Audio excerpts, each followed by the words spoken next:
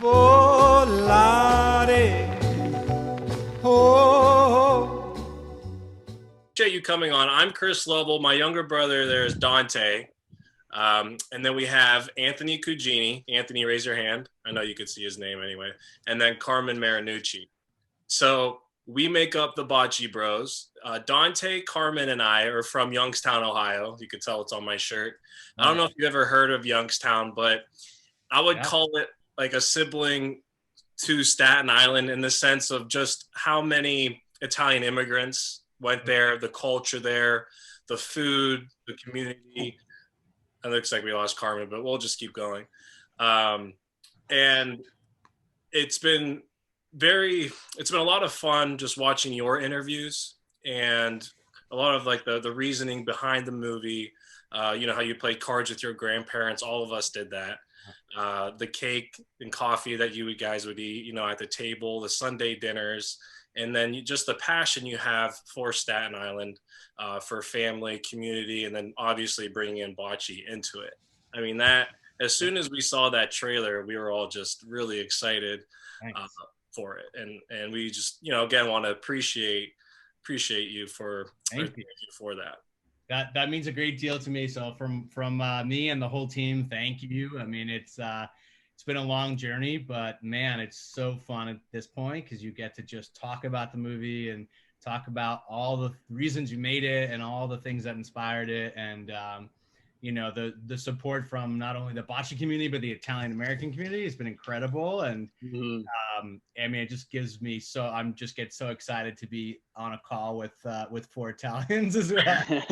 It's a lot of fun. So. Yeah. When people see this episode, they're going to be like, "Oh my God, they had a mob boss on the podcast." I do a lot of explaining of both of my names. Yeah. So, what we've been, I guess, to give a little intro on us, and then if you can give an intro on yourself. As the Bocce Bros, we were just 4 guys that really like the game of bocce, really love our Italian community and our culture that backs it, right? And we've always enjoyed playing the game. And I know just by the movie you made, I know you have a history with it. I'm sure you've played a bunch as well. And for us, the game of bocce, just the culture of it, how much fun it could be when everyone's there together. It's not necessarily even the game that's fun. Yeah, that's enjoyable, but a lot of it's just the community that it brings together. So that's essentially what we are trying to do as the Bocce Bros is expand the bocce game into not only the Italian community, but other communities as well.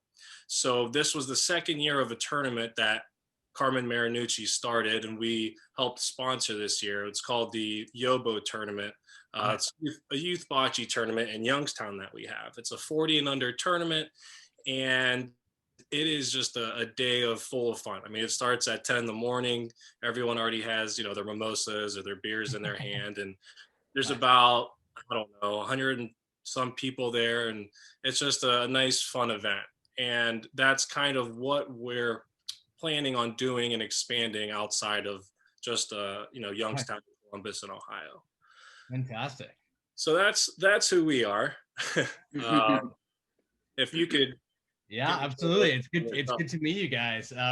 While you were talking about that, Chris, it made me think of, there's a restaurant on Staten Island named Angelina's, which is down on the South Shore, which is where I grew up, which is about a half hour south of the Staten Island Ferry. And what most people don't know about Staten Island is that it's actually twice the size of Manhattan. So everybody thinks we're this little island, and I think they get that idea from the New York City subway map. But actually, we're twice the size of Manhattan, and it's about a half hour from where the ferry gets in to the tip of the island. And there's a restaurant almost at the tip of the island called Angelina's. And it's we weren't able to shoot it for the movie because of some scheduling issues, but God, it's gorgeous. I mean, they have 4 courts, I think. There's chandeliers hanging in the trees. It's like the hottest social scene on the island once a week. I mean, hundreds of people go, and it's young people, old people, people are drinking, people are not drinking, people are eating, they're not. I mean, it's such a great festive fun event weekly, and it's right on the water, so it's really beautiful. That's it's called Angelina's, you said? Called Angelina's, yeah. So at some point, Team Marco, we're gonna have a bocce map of Staten Island. So we'll make sure that we point it your way.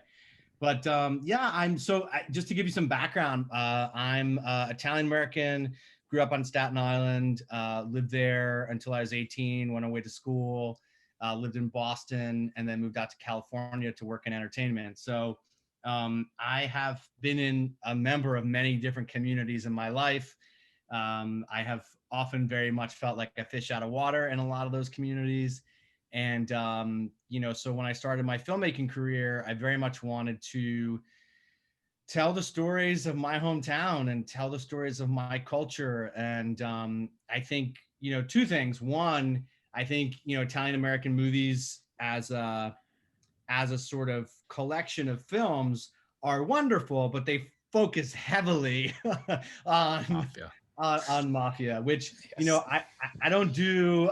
Other people do it way better than I do. So why should I try? And it's not really sort of where I hook into our culture primarily. And the other thing too is that at least here in New York, I'm not sure if these kinds of things reach you guys in Ohio, but in New York, Staten Island just sort of gets a bad rap. So I think we're sort of portrayed in movies and TV, and certainly in the media, at least in the New York City area as well, sort of poorly. So, one of my goals for the movie was really to show the rest of the country what a beautiful place we are, and what a green place we are, and what a loving and warm people we actually are. Yeah. I don't think you always get that necessarily from Mob Wives or some of the other TV and film that portrays the island. So, they do their own thing, and they do their own thing well for what they are. But, if I was going to make a feature film about my home, I wanted to highlight a part of our culture that people don't really know about, and a part of our culture that I love and that I, really get to tap into. So. Yeah, I really enjoyed the Italian accent that the grandfather had, and the rest of the family really didn't have an accent. And I guess going off of kind of, not that it's a negative thing, but there's like that, hey, how you doing over here, accent that a lot of people portray with Italians, especially in the New York area. And even though it could be fun, I enjoyed how it was a little more real to me. Well, thank you. That was, I'm so glad to hear that, because that was a really intentional decision. We auditioned the actors here in New York, and both in New York and when I worked in LA, anyone who comes in to read for an Italian American character comes in with that, right? And they're like, "Yeah, you want to play bocce? Come over." And and the women come in and they're like, "Marco, put down your iPad," and it's a whole, So I mean, look, the truth is, I don't know how it is for you guys, but here in New York, that's real, right? Like it's not like it's not real. It's just that it's so easy to turn into a caricature and so easy to turn into a cartoon. And I always find that when I watch movies that lean into that you get further and further away from the real, genuine, authentic experience of what it's like to be Italian and Italian American. So I didn't want to do that. I also wanted the movie to translate. I wanted people across the country who may not have a tolerance to listen to that for 90 minutes, like maybe you guys and I have just gotten used to it. Yeah.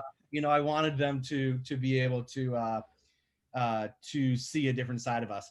Also, there's a couple of characters in the movie who do speak like that. I wanted, one of the bocce guys at least to sound like that, just so that it felt a little bit more like rooted in some of the reality of the island. So. Right. Now you brought up some of the bocce guys there. I assumed you work with some of the clubs, the bocce clubs over there in Staten Island. Is that correct? We did. So the whole movie started because I have 6 nieces and nephews here in the city, and my nephew Marco, who was 8 at the time, I walked into his house and he didn't look up from his iPad, and like the kid didn't even flinch, didn't acknowledge I was in the room, nothing. And I just like instantly became my grandfather. I was like, get off the damn thing and come give your uncle a kiss and a hug. And, you know, that's what my grandfather used to do to me when I played Nintendo, or I, you know, was like distracted by. And so it was this weird moment where I realized, like, oh, I'm not the young guy in the room anymore. Yeah. I'm actually starting to become an older generation. And suddenly all those things that my own grandfather used to yell at me for, and my parents used to yell at me for, sort of became crystal clear, like why they were doing that. So anyway, his little Marco's grandfather on his other side of the family, his name is Marco, and he plays bocce daily on Staten Island. I mean, it is, you can't rip the guy away from the bocce court. So I started hanging out with him and his bocce club. And then I started to meet all the other bocce clubs on the island, and there are a lot of them. We've got a bunch of restaurants that have courts. We've got, you know, some that are feel like very athletic, where like 6 games are going at once and it's a big tournament. There are other places where like you're having dinner in a nice Italian restaurant and there's one court and people are just playing for fun. We've got the court I was telling you about that's on the water. And so I started to realize that like all of these clubs and groups and places were a little bit different.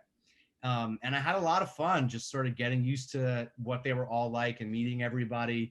There's this great guy named Maurizio who's from Italy, spends 6 months in Italy, 6 months on Staten Island, only opens his restaurant when he's here in the States. Otherwise, it's just closed. Oh, that's awesome. Wow. And the backyard is like 3 tables.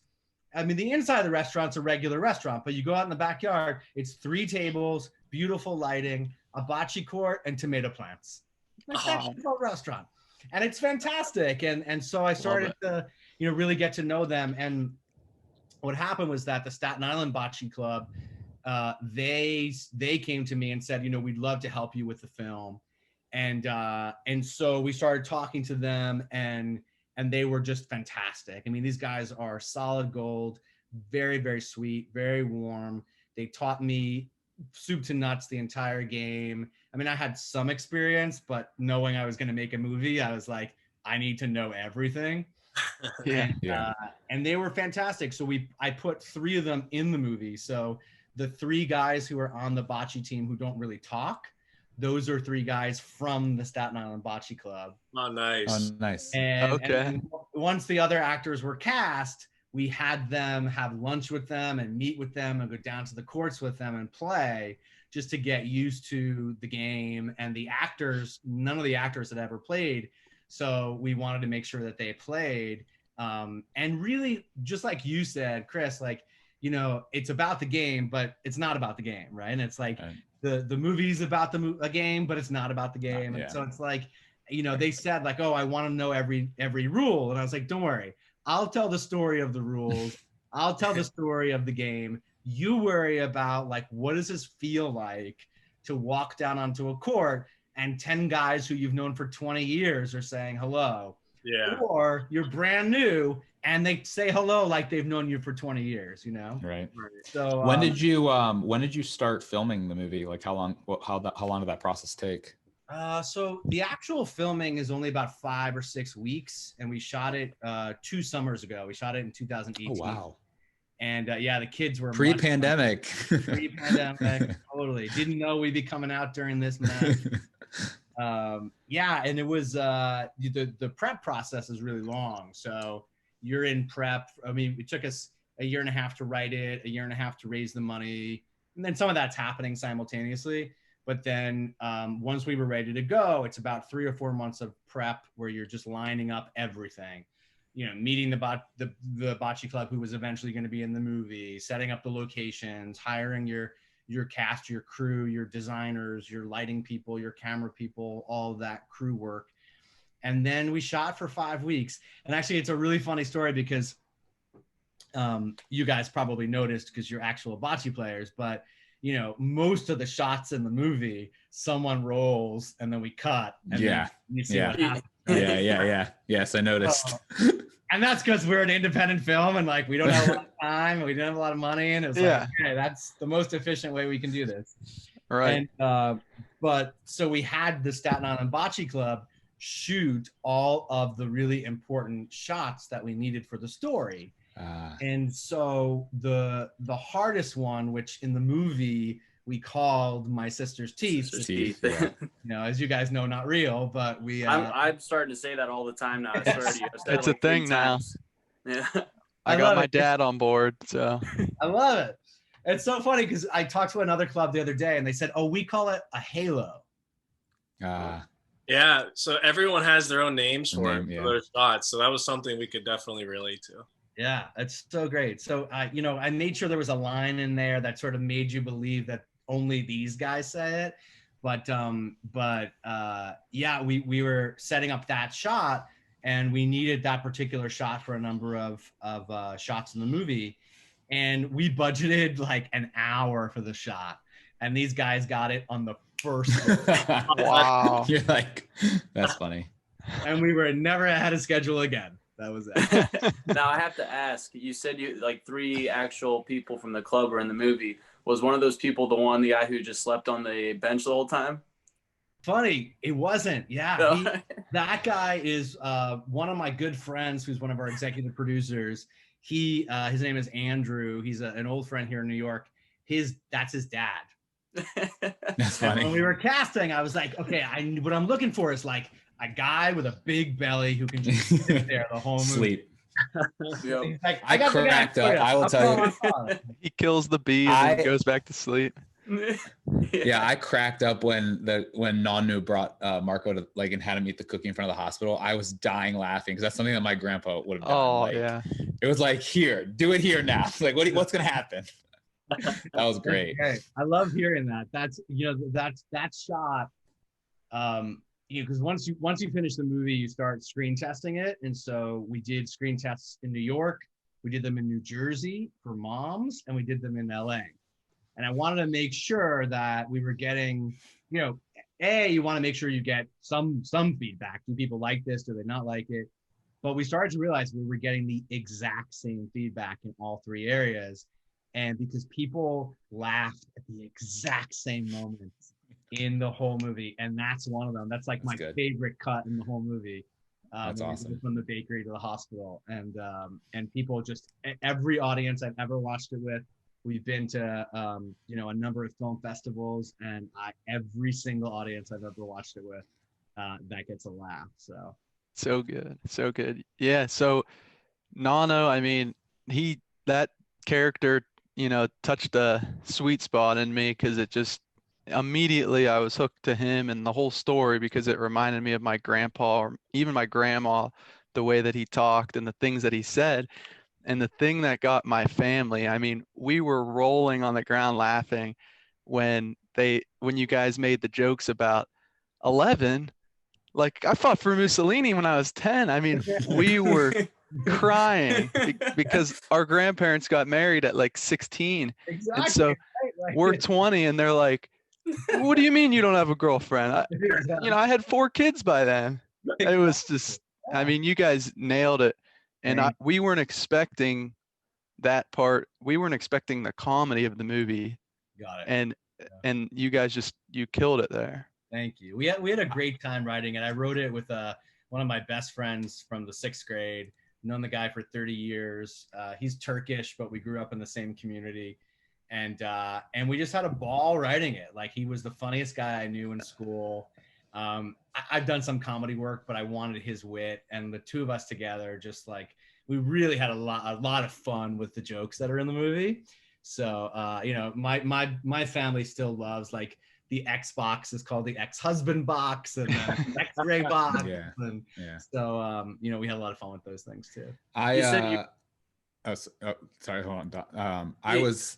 I wrote you the note after I watched it. I was bawling because we were the ones who hosted the tournament this year for my grandpa who passed, and he played with all of us. He was my partner for 18 years on my side. Oh. And I mean, I was like, the timing, just watching it was like, the whole story was like so touching. So it was like, just thank you for that, just from me, because it was like, it really meant something for me from that side. You're welcome. Thanks for saying that. I appreciate that a lot, Anthony. Yeah, it's my condolences. It's so hard to see them go. Yeah, it's so hard. My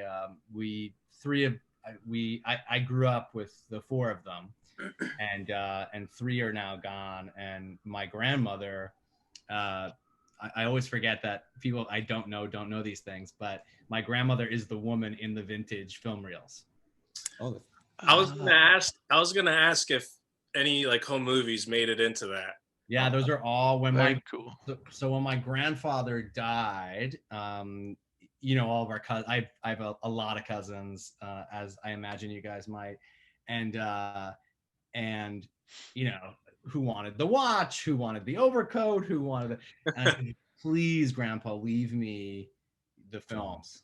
Yeah. And so he left me this beautiful wicker basket like box that's in the movie in one of the shots, and it had 50 or 60 8mm reels in there. And Wow. we had I took them out one night when we were starting to prep for the movie, and we used his projector that he left me, which is the same projector in the movie. Wow. And we watched every one of them on the dining room wall, me and my grandmother, and she got to help me pick what was going to be in the film. And she was so funny because she's 95 now, and so she's like very impatient, and so the like mechanism on the projector that rewinds it was broken, so I was like hand rewinding all these films, and they call me Julie. She's like, Julie, let's go, I want to see the next one. So funny. But they're wonderful, and They're special people. I mean, they coming really from are. over there, they're something else. It's one thing to make a special movie like that. Like, it's got to be a lot of fun as well as stressful, but to have that sense of family, like helping you make it or even in it, that's even more like, I can't like that gives me a little goosebumps thinking about that. You were able to share that moment with your grandmother at the table, picking something up on the film. It's there've been all these like little moments along the way that when you're in them, that they're special, but I think not until afterward do you really realize just sort of how fortunate I've been to have them and then share them through the film. But the song that's in the movie, which is called Home With You, is new. We just put it in the film about 6 weeks ago before we released. And for the last year and a half, while it was at festivals, there was a famous song in there called Till There Was You, which was from Music Man. And it was like, there were bells all around, but I never heard them ringing. And so every audience I've ever watched it with heard that song. And then when you get to distribution, and we're in the US now and in Canada, and next year we go worldwide, and suddenly it becomes really expensive to put a song like that in the movie. So my producer found a singer-songwriter, this amazing guy who works with Michael Bublé, and within like 3 days they had written a new song. And the weird thing about it was that I didn't tell my mother about it at all. And after the song was done, I played it for her, and she burst into tears. And I was like, what's up? And she said, when your grandfather died, he told your grandmother, like, someday you'll come home with me.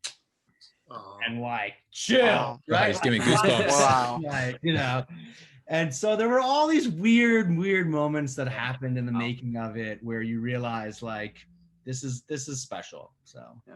Not to commend you, the score or the soundtrack, whatever the proper term is, because that's one thing I love in films is like, what music are they picking? And I know my brother probably is the same. We love nitpicking music, but I remember just like some song, like all the songs were just, the whole thing was great. Smith went really well with the film. Modernized. I know some of the music, like, it was just went really well.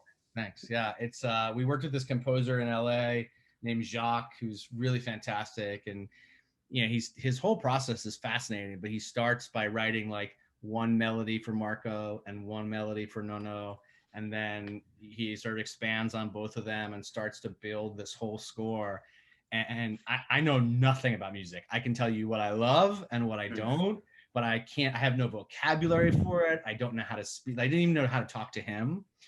And in film school, like, you take classes on like how to work with composers, and I was like, I still don't know how to speak to you. And but he just did an incredible job. I mean, the music is really, really special. So So going into making, this is your first film, correct? That you've actually written, It wrote, and is, produced. yeah.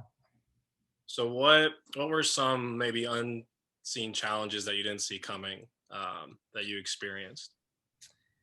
I think it's funny because I used to work in TV. I was on a show for Nickelodeon for 2 or 3 years, and really liked it. But one of the things that made me decide to start my own production company and start making movies was I was like, I'm working 80, 90 hours a week. Like, I might as well be working this hard for myself. And then when you're in it, you're like, oh, even though I'm working this much for myself, I'm still really tired. So it doesn't really matter who it's for. Like, it's a lot of work. So, And I'm not getting paid now until I do it. yeah, exactly. Yeah. At least before, like, the check like came every 2 weeks. Now it's Right. like, okay, now I have to actually go make the money. So yeah, it's, there were a lot of unexpected things. I think good and bad, like good things, like the level of support we got in my hometown was off the charts, and to a point where it was almost impossible to manage the number of people who wanted to help, the number of people who wanted to come down as background, the number of people who wanted to be, part of the process. And then on the flip side too, yeah, some of the biggest challenges is you never have enough money and you never have enough time. And we're an independent film, which means that you make the movie and then you sell it to Hollywood, as opposed to going to Hollywood and having them, give you $50 million to go make a movie. Yeah. You go out and you raise way less than that, and you make a film, and it's a wonderful process, but you're driving the ship every day, and it's like, if I don't get out of bed every morning, things don't happen. So it's a lot of work, but then I get to have like fun conversations like this, so it's good. Right. How has how since the movie released, how has it been? How has it been perceived? I mean, from what I'm seeing, all the reviews, everything looks great. I mean, everyone's loving it. Everyone's calling it the best family movie of 2020. We're trying to share it as much as we can with our friends and family. But it seems like it's picked up some wind here. So I just wanted to see, get your viewpoint of how everything's going. Yeah, thank you. It's going really well. We don't get hard numbers yet, so it's all very anecdotal right now, which can drive you a little crazy on my end. But what I'm loving is we're getting, messages from all over the country, which has been so fascinating and so exciting. Not only from clubs like yourself, but from Italian American organizations and parenting bloggers who are worried about kids and screen time, and all sorts of different groups and organizations, which has been exciting. And then the other thing is, some of the reviews were just really special, like the Leonard Maltin review. I mean, I watched that guy in Entertainment Tonight like my entire life as a kid. I think I'm a little older than you guys, and like, I just, I've known him for 35 years, and to have him say that it was life affirming, that it was a feel good movie was everything to me. Because, I went to school with, folks who wouldn't dare make a family movie. Like, no, we want to make something edgy. We want to make something, a thriller. We want to make something that's great. Like, so when I said I wanted to make a family movie, all my film colleagues were like, oh, that's cute. So but I was always like in love with Cinema Paradiso and some of these, like, what a great movie, right? I mean, that movie's what a great Il Postino. Did you watch that one? Yeah, like, these movies are so good. Yeah. And they're like a class at film school, that's it, and then people move on. And I'm going like, no, those are the movies I want to make. Like, that's you got to get Roberto Benigni in your next one. There you go. Yeah, exactly. Bring it back. So there's this great guy named Gianni Di Gregorio, who's an actor in Italy. He used to be an assistant director, which is one of the main crew roles on a movie. And at 60, he started making his own movies.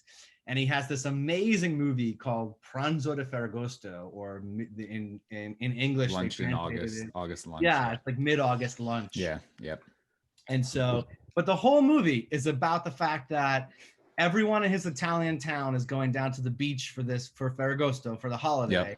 Yep. And he decides to stay home with his mother because she doesn't feel good. And so all the guys in the neighborhood start to get wind that he's staying home, and they start dropping their mothers off. That's hilarious. No, it's this amazing funny. movie where like That's it a good takes place movie. in one little apartment in Italy, and it's 90 minutes of this guy going insane because all these like older ladies are around him. And I reached out to him when we were making the movie because I wanted him to play Nono, and he doesn't speak any English. Oh, Really? And I was devastated because I was like, you are Nono. Like, you have to come. I will like get you here any way I can. And his manager was like, I'm so sorry. He no speak no English. Like, I can't read a script. He doesn't know the script. You know. So anyway, we found Tony Patelis and we were very happy. So how's the cast been? I mean, like I said, I've watched a lot of the lives. You know, how have they been taking it? Kind of what's it going? What's it doing for them? They're great. You know, they're it's interesting because we shot 2 years ago, some of them have gone on to like really incredible projects. Jacob, the little boy who plays the best friend, Fred. He was hilarious. That kid was hilarious. Isn't that kid amazing? Like, he's incredible. And he walked into an audition in New York and he auditioned for Marco. And I was like, that's not going to work. But he's definitely Fred. Yeah. We cast him on the spot, and he's an adorable kid, super talented, very sweet. And after he shot Team Marco, he went on to be on Broadway with Marissa Tomei.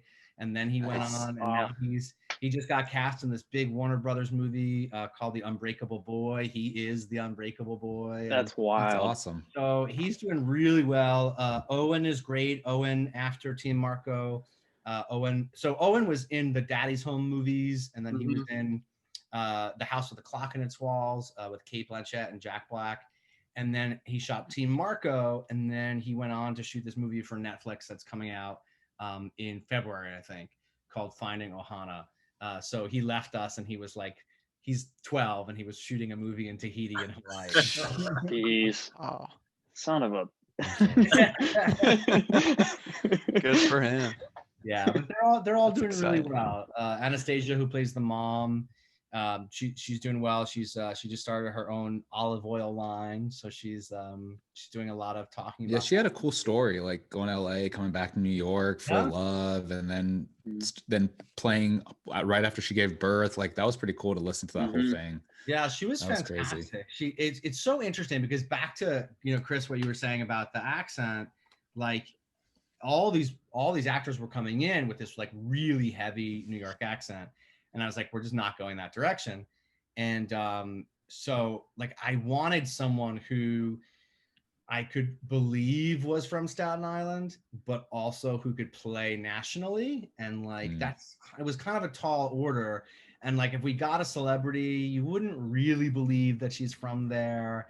And so like it was, you know, we had a lot of conversations around that about that with my producers.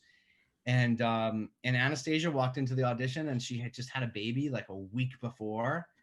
And she was like, I mean, first of all, she's gorgeous, right? So there's like nothing that's going to make that woman not look beautiful. But she was like, I'm exhausted. I just had a baby. Like, what you see is what you get. Like, perfect. I'll take it. Yeah, exactly. I was like, She that's killed what it. we're looking for. Yeah. Like, you know, she's an exhausted mom. Like, that's what I want. And she signed on, and she was brilliant. So I was pretty excited today. I looked at your website, which is juliovincentgambuto.com, correct? JulioVincent.com. Yeah. JulioVincent.com. And I saw the Julie stories. It's a short film. Can you kind of elaborate on that? Yeah. It's so funny. You're the first person to ask me about that in these interviews, and I love it. I watched it. I loved it. I was excited more coming. Yeah. Yeah. So the Julie Stories right now is a short film that I shot when I was in film school. It was like my final thesis project. And it's based on my family in 1991. My dad started a family business.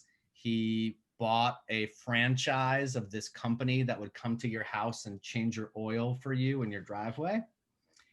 And he just thought we were going to be millionaires overnight. And he like got the whole family involved in the company and the business.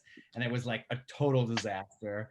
And we didn't have any sales, and we didn't it was just a mess. And as a family, we had to come together to kind of like make this business work. So that's what the short film is about. I won't give away any of the stuff that's revealed in it, but that's what the short film is about. And but the whole story really started because I started writing about my family probably like 15 years ago, and I started doing comedy work, and I was doing stand-up for a while, and I started telling stories about my family, and I realized that like it doesn't fit into stand-up comedy very well, because stand-up comedy is like set up, punchline, set up, punchline, set. It's like you're just going.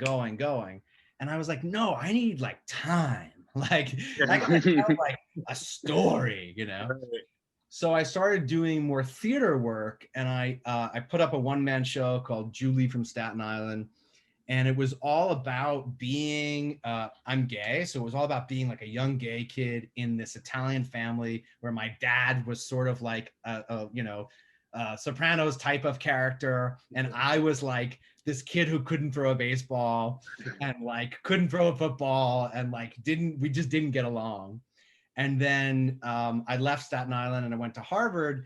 And so it was about like being a fish out of water there, and being a kid from a working class family who, you know, the most money we ever had was like a big Christmas, you know, and being in this environment where, you know, I was just surrounded by so much wealth.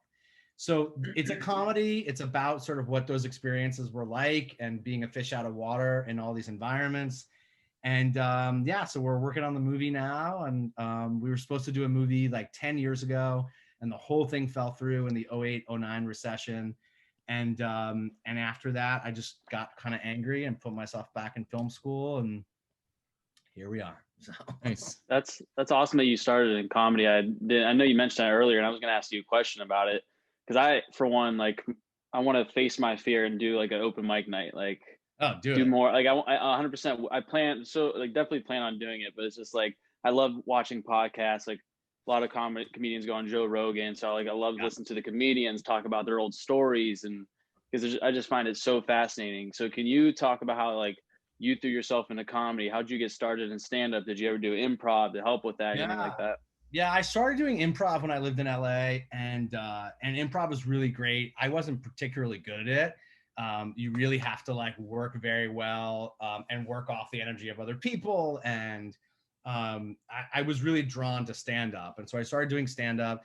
And the way that you start is you start doing these like showcase shows where you kind of go in, it's an open mic, you know, you put your name in a hat, maybe you get called to go up and do 2 minutes, 3 minutes.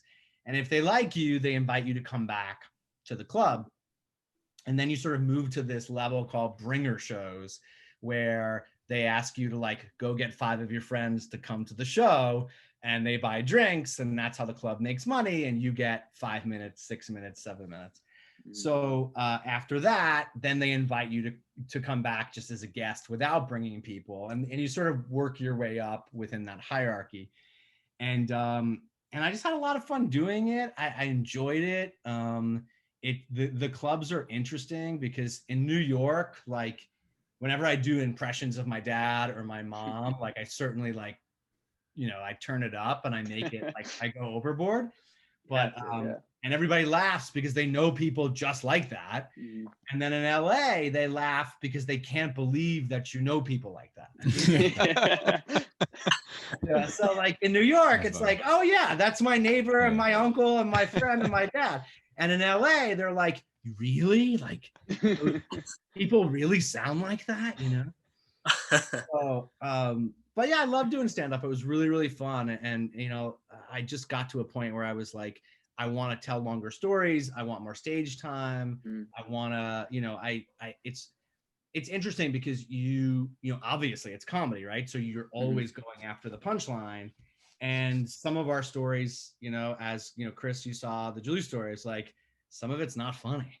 And like some of it is dramatic and some of it is heartbreaking. And And so I think like Team Marco is actually a really good example of like the kind of work that I want to do, where parts of it are really funny and parts of it, you know, tear you up, and you walk away having laughed and having cried, and that's life, and that's family, and that's, you know, if I could tell you stories all night long about my dad and myself and our friendship that evolved in my, you know, teenage years and in my 20s and in my 30s, and you know, but you can't tell those stories without them being heartbreaking and really, really, really fucking funny. So Yeah. so I try to get to both. So I think you accomplished that. Yeah, I don't know if you saw when I came back on the call, I got kicked off, but I came back on. It was a picture of Jimmy V, and we used this on our Instagram after we watched the show, and you said it just then. You know, you said you laughed, you cried, and his quote, "If you laugh, you think, and you cry, that's a full day. That's a heck of a day. You do that 7 days a week, you're gonna have something special." And that's exactly what your movie reminded me of right off the bat. Thank you. Yeah. What where do you see yourself 5 years? Like what do you got planned? Like what's your goals? It's a great question. I'm working on an animated movie right now. So funny enough, related to heartbreak. It's about a little boy who's 13 years old, and he asks this girl to be his girlfriend, and she says no. And it's about a boy's first heartbreak. And so I'm working on that now, and that goes out to studios next month. And then meaning that we're sort of in the process of getting that going. That'll take about 2 years. And we're going to make the Julie stories as soon as we can get back up on our feet here in New York. And we've been shut down for the pandemic for the last year, which actually worked out fine because we had to get Marco out into the world. So it gave us some more time to do that, which has been exciting. And yeah, I think 5 years from now, I want to tell really big Italian stories. You know, I have a movie that takes place in Italy during World War II that is just incredible. And it's a true story, and I've been working on it for years. And so there's just a lot of like big stories that I want to tell, but they don't let you tell them until you can tell smaller, more personal, intimate, lower budget relative to a big film. So, you know, I'm cutting my teeth kind of on these personal stories and on my life stories and family stories. But there's some really big, you know, stories that I want to tell. So that's awesome. Thanks, man. Okay, thank you. Well, Julio, we really appreciate it. We don't want to take too much of your time. It's been about 45 minutes here. Guys, do you have anything else? Yeah, I wanted to ask, because we try to ask, you know, everyone who comes on here, you know, and you said you got to play or know the game of bocce a lot more once you were, you know, filming. But is there any, you know, did you play as a kid playing bocce? Do you have any bocce memories that stick out to you, like one in particular, or maybe while filming that was funny or anything like that? Yeah, sure. So I played as a kid. We always played on a lawn with my family. So not on a court, but we played like as a part of like our annual family barbecue. We'd always have a bocce game, and so. But I played a lot of cards with my grandmother. But it's hard to make a movie about cards, so. So, you know, I wanted to. I'm in. Scoba, Briscola, whatever you want to play. Scobone, whatever you got. Yeah, totally. Yeah. Oh yeah.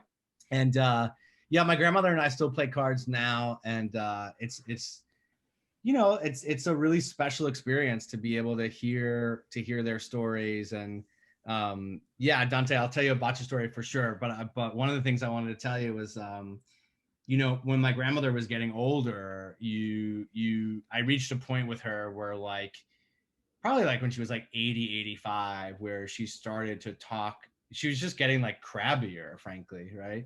And I started to realize like, oh, if I approach her as an 85-year-old woman, she's just going to be crabby. But if I approach her like a 45-year-old woman, like she just lights up. So I started talking to her about like, tell me about when you met grandpa, and like, tell me about your first job in Manhattan, and tell me about, And the woman's got stories for days. That's awesome. And she's amazing. And she like worked at a factory in World War II making like a glass that went over a bomb for the plane. Wow. And like she joined a women's baseball team, like League of Their Own. And like, yeah.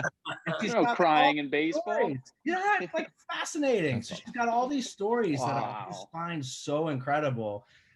So I told these guys I did this with my grandpas. I recorded them talking about this stuff so I could keep it for, generations lower. Because like those stories are just, they're unbelievable. You just wouldn't think like we live in this era today. It's like, that's what you guys did? No way. No way.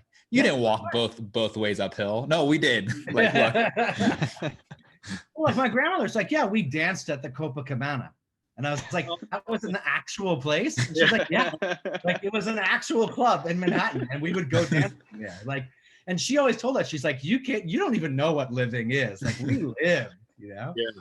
So she, but the point is that I think, games and sports and especially bocce, like just brings out the talker in people. You spend so much time with people on the court, and not only for me learning the game with these guys, but also, they gather so often that it becomes their social life.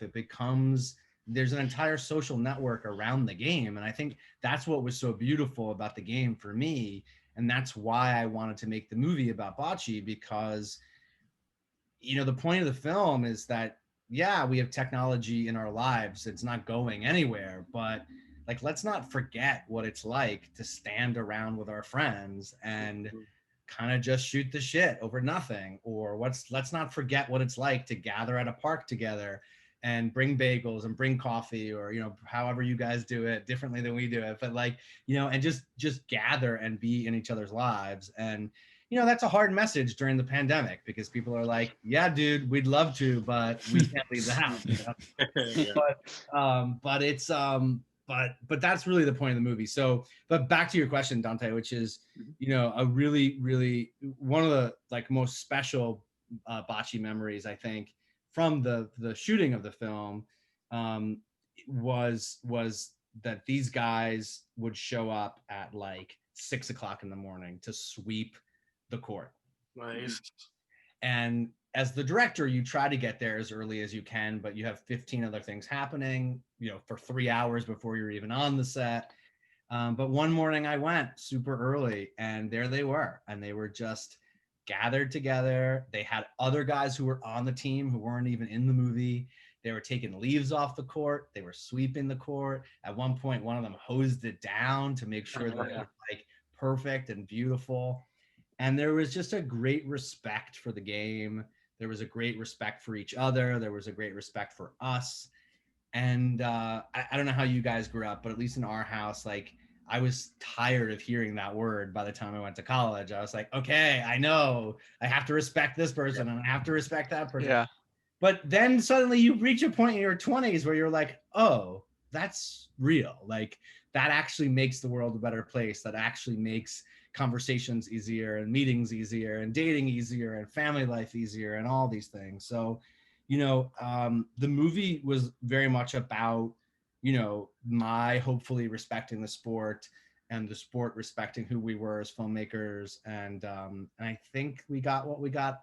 I think the movie is the product of that, which is really nice. So most definitely, man. All right, well, we'll close on that. Yeah. Thanks, guys. Pretty good. One last thing. I know this is about the movie, but I want to hear more about you guys and Youngstown. So I don't know if you want to sign off first and we can talk more, or No.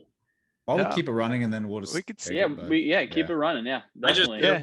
I wanted to be respectful to your time. I just didn't want, so we could talk for. Yeah, I have a good one from earlier that I thought about. You mentioned Warner Brothers, obviously, very big company out there on the West Coast. They actually, Jack Warner and his brother, I can't remember his brother's name, they grew up in the neighborhood outside of where we play bocce in Youngstown in the summer. Nice. So it's called Mahoning Valley Restaurant, which is the county we're in. And it has 4 bocce courts outside covered up, and there's a bar connected family owned restaurant from back in the 1920s. They were the first restaurant in Ohio to get their liquor license. So it's like we're really bringing it back. And the Warner brothers actually grew up in that same neighborhood, which is pretty cool. They lived there. So they were teenagers, I think. And it was one of those neighborhoods that was mostly Italian, but it became a melting pot and really known for all the different cultures and the different pockets. That's great. Oh, I love hearing that. That's so cool. Yeah, one of my favorite things about like talking to you and then like meeting, you know, 'cause I'm from Columbus, but parents from Italy, grandparents from Italy. I'm first generation, and talking to these guys, Chris and Dante, both raised in Youngstown, moved to Columbus. Carmen's still in Youngstown. It's so cool to relate like everything you're talking about or what the movie is like, the Italian culture, right? Like things that are the same. Like if I say a busta, only Italians get what a busta is, right? Like if I say my mom has a letter, my mom still wrote down everyone who gave what, like only certain people get that, right? Like you're like, well, let me go check. Well, Johnny, he's going to give $100, so we're only giving 75. I was like, but no, they didn't stay and eat. Like that stuff cracks me up. Yeah. And like you don't realize it until you're older. You're like, holy shit! Like, it's a culture. You guys have itself. plastic in the furniture? Oh yeah. Oh yeah. Or the room that no one goes and is allowed to go in. Yeah. Why is that room even there? Yeah. Sebastian Maniscalco, he covers all of this stuff. Oh yeah. I grew up with 10. I met 10 of my 12 actually, grandparents and great grandparents. Really? So I was really lucky. Wow. Really, really lucky. Until I was 32 years old, I actually had all 4 of my grandparents alive. Wow, and my great grandma was alive till I was 30. So like hearing and like hearing you and knowing, I know what they're drinking, what they're eating. I mean, my grandpa, he had chickens in the back of his house at 87 years old. And I went to my grandma's house. The grandpa just died. I went over to her house the other day. And I show up and I'm like, that's my mother. She calls every night. Put her on the podcast. I go, put her on speaker. I go, Nonna. She goes, give me a second. I go, what are you doing? I'm like, I'll be right back. So I go look.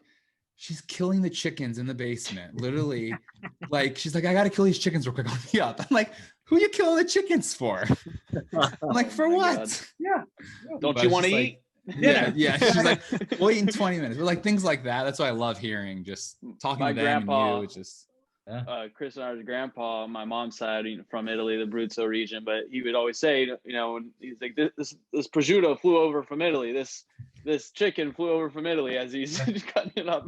My grandfather used to have my grandpa Julio, who was from Italy. On my mom's side, they were first generation. On my dad's side, my dad was first generation. So on my dad's side, Grandpa Julio we'd sit down at the dining room table and he'd be like, Julie, which is what he called me, like, go get the cream soda. And I would like run down the steps and like skid across the tiles in the basement and like open up the closet door. And the entire closet was like 2 rows of cream soda and 2 rows of ranzoni pasta. Like that was the entire closet. That's awesome. So funny. It's funny. You think it's only your house, and then you start talking to everybody. You're like, no, it's everybody's house. Yeah. That's so cool. So do you guys, I have so many questions. So do you guys, did the rainbow cookie land for you? I've never had a rainbow cookie before. I won't lie. It did for me. I mean, because my grandma's made them all the time. So I knew exactly what it was. Loved it. Got it. I mean, I was able to compare other cookies like clothespins, my favorite. It was similar. Like the first time I had it, it was like a world-changing experience, but not specifically the rainbow. So Carmen, good story, cool stories. His family and our family is from the same town in Italy called Pagentro. Okay. It's right above Simona. Up in the mountains. 1,200 people population there. And when our grandparents moved over here, they helped build a club, an Italian club, that eventually built a couple bocce courts in Youngstown. Wow. So I don't know if it's because that region, maybe they didn't make the rainbow cakes there or what, but cookies, excuse me. But along with what he's saying, yeah, I mean, there's definitely. I found it's I think it's very particular to New York as well. Yeah. So how did my question for folks outside of New York is always like, how did the Italians find their way to Ohio? Was it working in steel? Okay. Mine was built like buildings. Like my uncle was building houses. Like one of my dad's uncles, whatever, was building, and they got there that way. They're supposed to go to Toronto, and they stopped in Columbus, and that was it. Wow. Like, why couldn't you go to? I was like, I always ask them, like, why couldn't you go to LA? Like, why couldn't you go west? Keep going. Like, what the hell? So we're proud of where we are, but we're always like, why didn't you go to down south or somewhere else? Yeah. So damn cold here. What did you stop here for? Right. Our grandpa came over because he had to make money so he could marry his soon to be wife, and back then it's crazy to me because it's like taking someone's word, like, yeah, I'll come back and marry you. You won't hear from them for you can't send a text or even a fax at that point, or pigeon, pigeon messengers. But came over to Pennsylvania, and it was just the Rust Belt and around Ohio, because it was steel mills upon steel mills, and then found their way to Youngstown, where a lot of people from that one town, Pagentro, in the Abruzzo region, all immigrated to, and then worked until they retired or until Black Monday.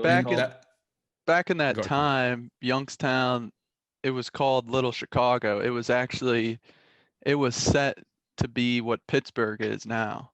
And whatever happened, it ended up the small city between Pittsburgh and Cleveland. Also, we call it the city between Chicago and New York because it's halfway.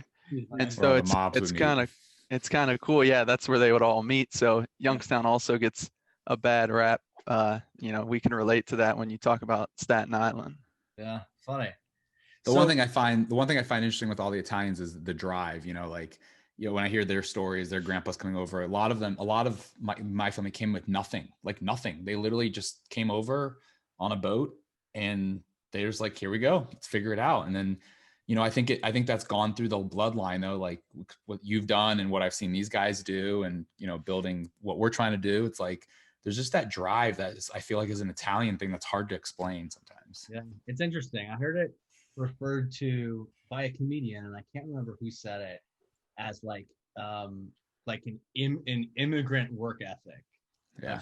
Like, we are here, we have nothing, we have to work until we have something. And sometimes I have to stop myself because I'm like, you live a very nice life. Like take a deep breath. Like, it doesn't all have to get done today. You don't have to work till 9 o'clock at night. Like, but I was just so used to my dad working that hard, my mom working that hard, my grandparents working that hard. I mean, one was a baker and made Italian bread from the day he got to the States to the day he died. That's crazy. The other one had 3 jobs. He was a plumber, an electrician, a ceramic tile layer, they worked. And so that's kind of what we knew. So it's very strange to me to like have leisure time. Like, yes. I know the feeling. Yeah. I mean, we were all raised here, so we get it, but it's like, my mom will say like, I'll say to my mom, like, well, why don't you go out to dinner with some friends? And she's like, who do I know? I don't know. I have my sister, my brother, because it was, not that they don't have friends, but it's just a different sort of, that the schedule of their life was different. They just worked a lot. So. Yeah. My dad used to come upstairs and I'd be playing video games and I'd hear him coming and I'd shut it off so quick, get up, like put a baseball cap on and be like, are we going outside? Like, we working on something outside or something? And he's like, sure, if you want, like, just to try and act like I wasn't playing video games. Cause I knew the lecture was going to come, like, you got to get active. Let's do some work or something. Mm-hmm. So how big is bocce in the Youngstown community and in the town and city itself? Pretty big.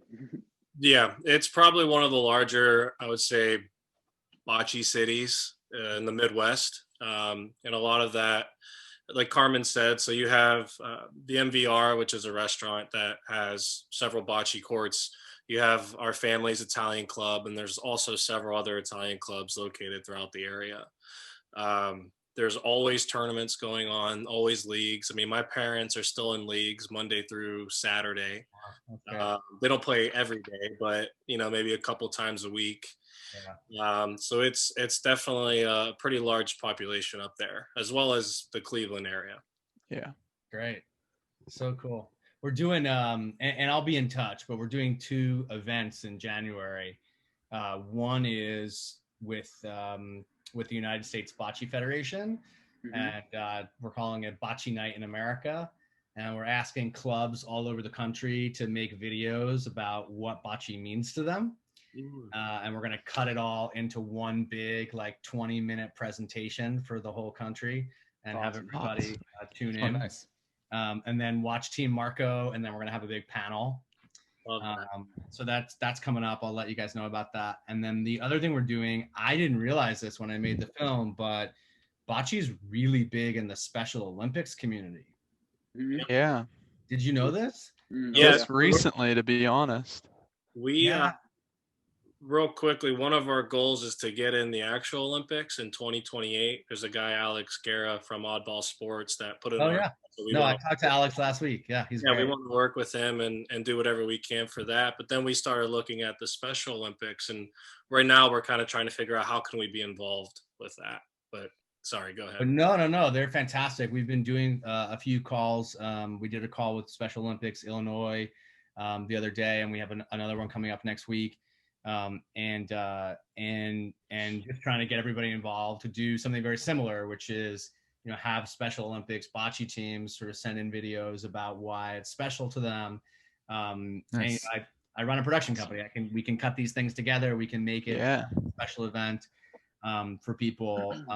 And obviously we're promoting the movie, but we want to be able to give back in any way that we can and be a part of the bocce community. So those are 2 things that we're working on, and it's really exciting. I'm so glad you guys reached out. I'm so glad that we were able to connect, and Alex has been fantastic, and everybody at American Bocce Company has been fantastic, and I think people are excited that the movie exists, and that makes me really happy. So you coming to Columbus or Youngstown anytime soon? Yeah, dude. I got my mask. There we go. There we go.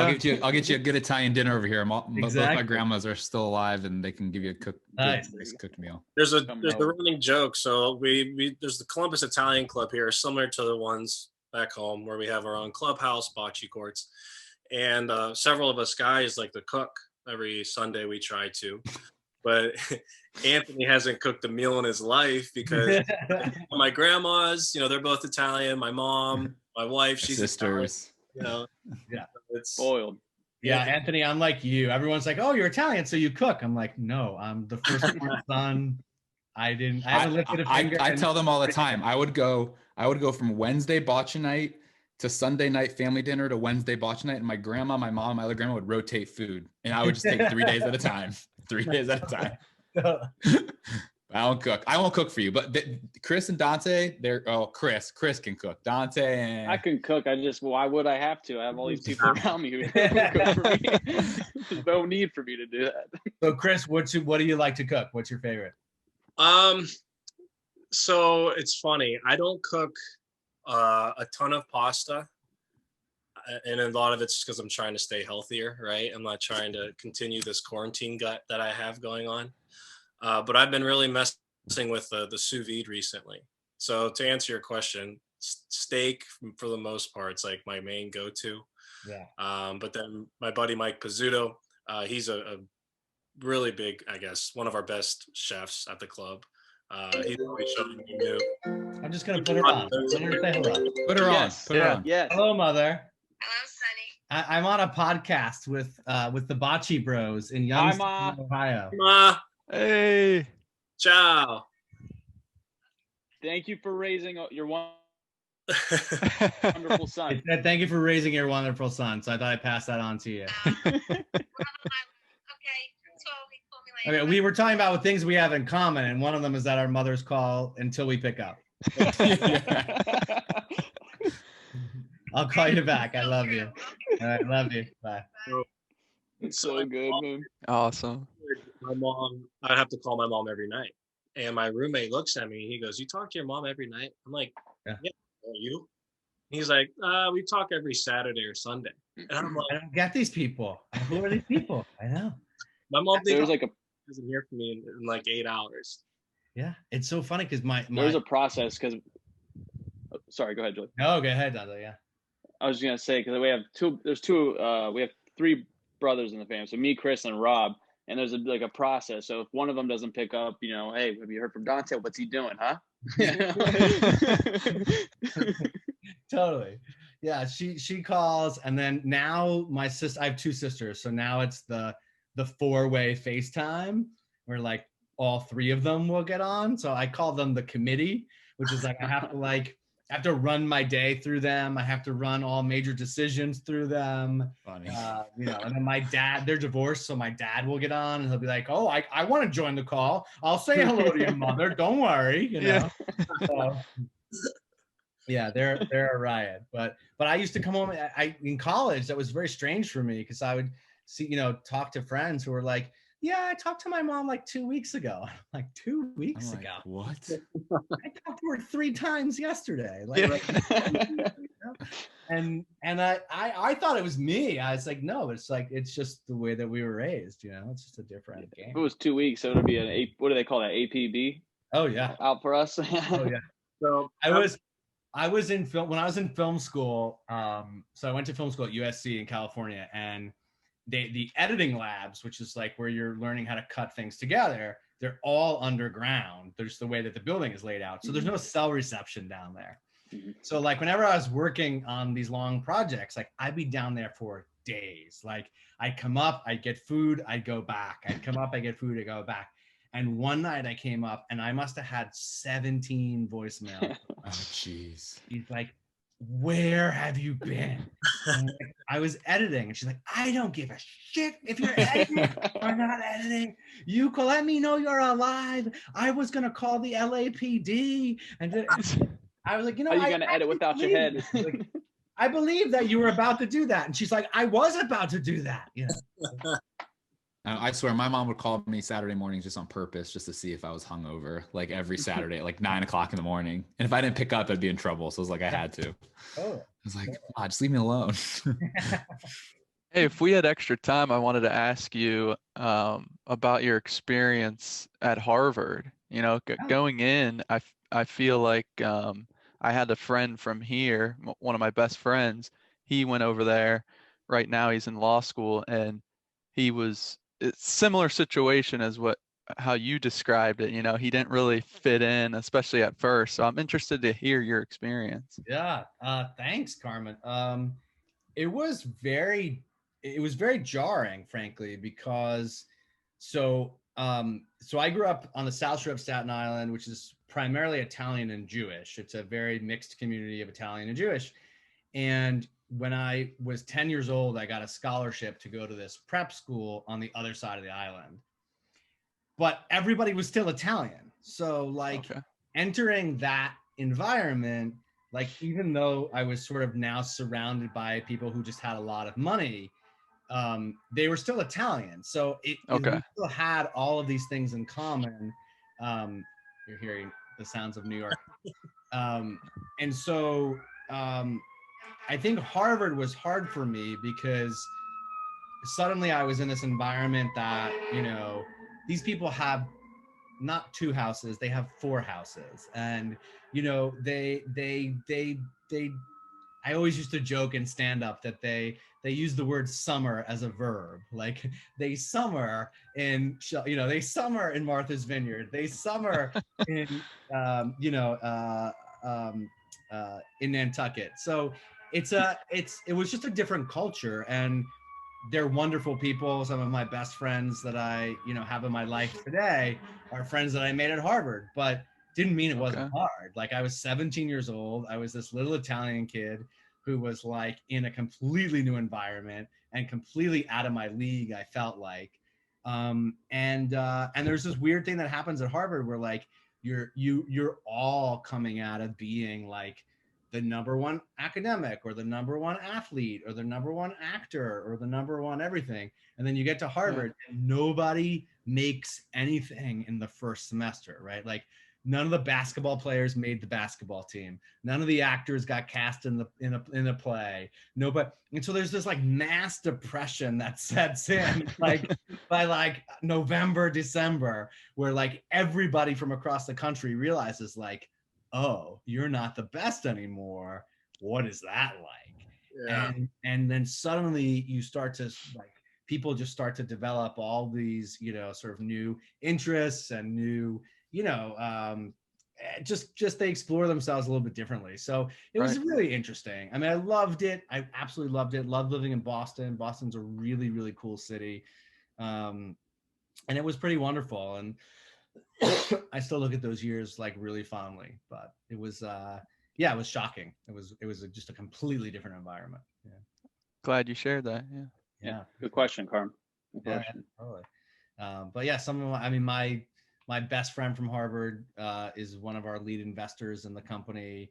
My other best friend and roommate, I'm the father or the godfather of his daughter. So I made really strong, wonderful relationships. But yeah, I was like, what the hell is this place? Like, like we wore a tuxedo more than jeans. And I'm not I was in a tuxedo like every weekend. There was some sort of like tuxedo event. And like, did you guys ever see the Social Network? Yeah. Social Dilemma, Social Network that was made about the Facebook guys. Yeah. Like, that opening scene where they're just like raging in this private club and there's like all sorts of partying. Like that was our life, like every weekend, while we were in tuxedos the entire time. Oh my gosh. Bizarre kind of place. And everything that you think it is. And so like for a little Italian boy, I was like, what's happening? What's happening? Yeah. Right. But I was actually telling this story the other day because Harvard has an alumni entertainment network, and they were interviewing me and we were talking about this. But really quickly early on, I learned that I'm a storyteller. And that was a weird thing because I just assumed that that's how everybody communicates. And it's not true. Like I was surrounded by people who just want to argue all fucking day. Like they just want to be right and they just want to argue because they're like third generation lawyers or they're third generation, and all they do is want to argue. And I was just like, can we just talk about like family stories, stuff that happened as when we were kids, what our grandmas are like? And that just wasn't the way that people communicated. So it was interesting because, I was young, but it was like, I discovered that at Harvard. I was like, oh, like I'm a storyteller. And it probably has a lot to do with the fact that I'm Italian. Italians are storytellers and we're dramatic and we're over the top, and that's why opera was so popular in the Italian culture. And and they use your hands. The real question is, did anyone tell you use your hands too much in college? Like, why are you always moving your hands? All day long. All the time. They used to joke, be like, hey, watch out. Like you could tell when we're playing bocce and you look at Anthony across the court, you could tell he's Italian because one, he has a temper, and two, So what are your dads all like? What is that? So Anthony, so your dad is from Italy, right? Yeah. How about everybody else? Or Chris and Dante, your dad is from Italy as well, or he was born here? Our dad is actually Irish, so he's not Italian. Our mom is Italian. She was born a few years after my grandparents immigrated here from Italy. It's funny though, if you were to look at my dad, from an outsider's perspective, you're probably like, whoa, your dad's the mob boss, because he's like a bigger guy, hairy arms, hairy he chest, looks Italian. The gold, the gold necklace, the gold watch, like a real Tony Soprano type of character, but he's the biggest bear. He's gonna listen to this. He's like, what do you mean bear? But I would say, we get a lot of, both of our parents are actually really good bocce players, but our dad built us a court along with my grandpa at the first house that we lived in growing up. Nice. So, that was always, and even though he's, not Italian, just because he was married to my mom, he really dove into the culture and the culture really opened up to him. My grandpa loved him immediately. I always wondered that, Dad, how was your first date with mom? Yeah. Grandpa upset that you weren't Italian, and he loves this story. So he went to pick her up, went inside, introduced himself to my grandpa. And 4 or 5 hours later, bottles of whiskey and wine later, they're still at the table talking. And my brother even went out. My mom went to bed and they were still. So, that's great. Yeah. That is so funny. That is similar to how when I met Francesca's dad for the first time. I'm firstborn, so like I had a lot of expectations, like probably have to marry an Italian girl, blah, blah, blah, blah. Like the whole family was all over me. And I went to go meet her dad, and we had so many shots of Sambuca and limoncello that night. It was ridiculous. her family, I married 100% Italian, so it's kind of easy for me. It's culture-wise, just that's fun. So. How about you, Carmen? Yeah, so my dad's first generation, and his parents came over a couple years before he was born. He's one of 5 children, and his dad was a builder. So my grandpa, his name's Carmen. So in our family, we've done it. You always name your son, your firstborn son, if you have one, after your father. Yeah. So if I were to have a father, or if I were to have a son, his name would be Marco, because that's my father's name. Nice. Oh, wow. Okay. So yeah, he's never been to Italy. I've been there 3 times, so I tell him about it. But he's still very much in the culture, and my grandma's still alive, and he has a lot of really good stories of my grandfather growing up and my grandma.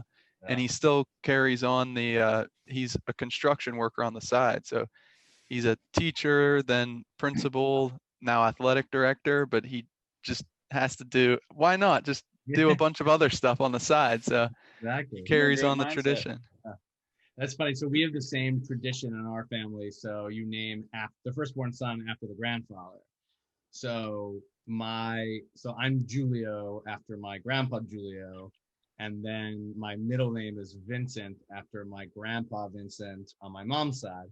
Okay. But the story goes that my grandfather is Julio the Italian way, Giulio, and so growing up, they named my dad Julius. They like broke tradition and named him Julius because they wanted him to have an American name. But he hated the name. And they grew up in an Italian community in Queens. And so he called himself Julio. But because it was really short for Julius, he spelled it Julio. And because the community was so Italian and they never imagined they'd ever meet anybody Latino, it was just Julio, Julio. And so when my mom met my dad, she met him as Julio, Julio. So when I was born, my grandparents were like, oh, no. He's Julio, like Giulio. And my mother was like, I'm not naming my kid Giulio because he's going to go to school and they're going to call him Julio. And everyone's going to be confused about it. So my birth certificate is Giulio. Okay. And then when my mom started using it, she just always spelled it with a J. Somehow in the 70s, she got a social security card with a J. She registered me in school with a J. So my entire life, I have been explaining this to anyone who will listen. And every single day I meet people and I will say, hi, I'm Julio. And they say, good to meet you, Julio. And this happens every single day. And I say, no, it's Julio. And they say, oh, no, I heard you, Julio. And you're like, no, it's Italian, and they'll say, oh, are you sure? You're like, yeah, I'm sure. I'm pretty sure it's my name. So, but growing up, so I was Julio, my dad was Julio. And growing up, we grew up on a block of all Italians and Jewish families. And so and everyone was named after their father also. So it was like there was Big Charlie and Little Charlie, Big Tommy and Little Tommy. My dad was Big Julio, I was Little Julio, and so on and so forth down the block. So I explain my name every single day. That's so funny. I have such a similar story, but my parents, since I was first born and they're from Italy, I was supposed to be called Antonio after my grandpa. But they didn't want to call me Antonio because they thought I'd get made fun of in school. So they called me Anthony instead. Well, then I have a brother and 2 other sisters that come along and listen to these names. Davide, David with an E. Angelina and Gabriella. So now it's Anthony, Davide, Gabriella, and Angelina. It's like I got screwed. Exactly.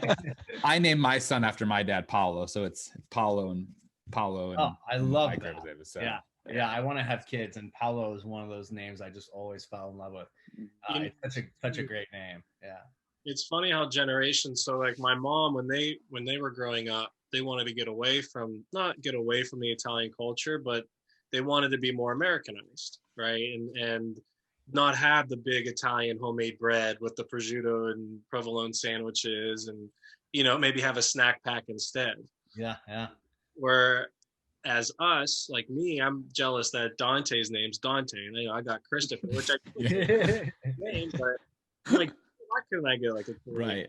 No, Dante's a cool name. Dante's a very cool name. Yeah. Tell me about your lunches. Were they like chicken and spinach, Nutella bread? Tell me, am I right? Am I close? Yeah, my mom was American, so I was much more American, but definitely, it was like a turkey sandwich, but then a cannoli, right? Or like, it wasn't like a pudding pop. It was like, leftover crumb cake that my grandfather baked in his bakery.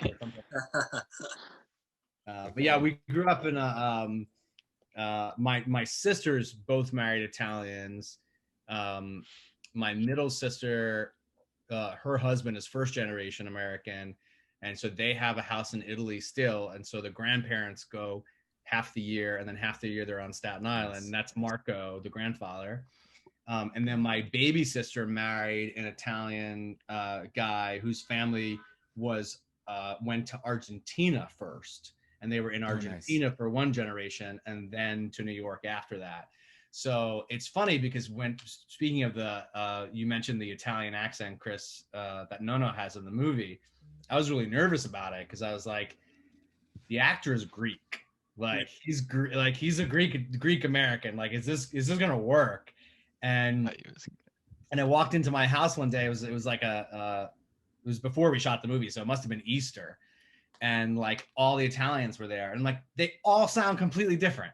Yeah. Because like some of them are first generation, some of them were born there, some of them came here halfway through their lives, some of them were from Argentina, some of them were like, so it doesn't matter. Like as long as like this accent sounds Mediterranean and sounds like it's authentic to him, I'm happy with it. So I'm glad that you liked it. Yeah, it definitely worked. Yeah. Brought me back. Yeah. Well, thanks guys. This is a blast. So thanks for having me. Yeah, it was awesome. We'll have to stay in touch. Please do. You have my contact information, and help us spread the word if you can. I appreciate it. And I'll let you know all about Bocce Night in America, and then also the event that we're going to do with Alex and Special Olympics, and that would be really cool to have you guys on board. And when you're coming to Columbus, you can have a dinner with us. Yeah, totally. There you go. Yeah, and whether you do anything with it or, I was gonna say whether you Anthony's cooking. No, make the pasta faster. But I was gonna say whether you do anything with it or not, but just keep in mind Olympics 2028. We need everyone on board. Yeah, there you go. Great. I'll start spreading the word. All right. Real quick, Julio, I just want to do one quick soundbite promoting. So everyone, please go and check out Team Marco. It's available on demand. And what other platforms, Julio, is it on? Sure. So we're on all major on-demand platforms, so on cable, and also on all major digital movie platforms. So Amazon, Google, YouTube Movies, Fandango, Apple TV, Apple, iTunes. You can check out teammarco.movie. Teammarco.movie has a full list and links to everywhere that we're playing. Perfect. So no excuses. Even if you don't like bocce, you're probably not listening to this if you made it this far. But it's more than bocce. It's about family. It's about being here now. So please check it out, Team Marco. Thank you again, Julio. Check out juliovincent.com. And as always, thebocceBros.com. Thank you once again, Julio. This is awesome. We've had a pleasure. Hope you enjoyed it as well. Yeah. We'll be in touch. Thanks, guys. Have a good one. Thank you. See ya. Take care. Thank you. That was awesome.